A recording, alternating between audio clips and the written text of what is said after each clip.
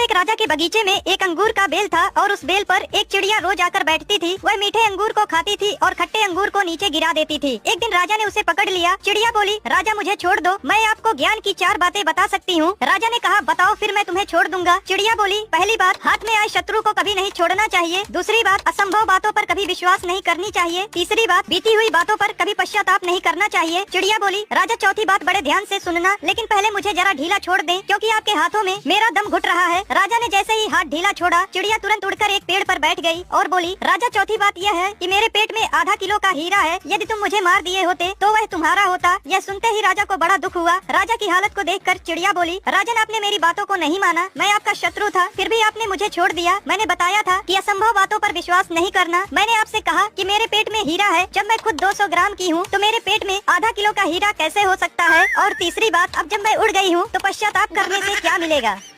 मैं बिहार से आया हूँ। आया हूँ कि आई हूँ? आई हूँ। मैं बहुत आपको टीवी पे देखा था। मैं तो देखा था कि देखी थी? देखी थी।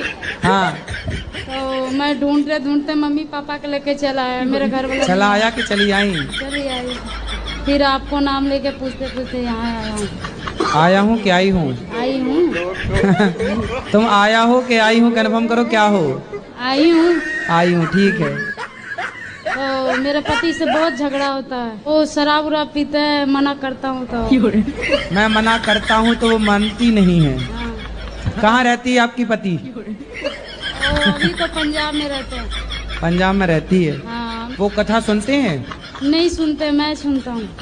आप सुनता हूँ, वो नहीं सुनती? नहीं। तो बहुत खुश हूँ आपसे दर्शन कर। मोगेम्बो खुश हुआ? Mogembo.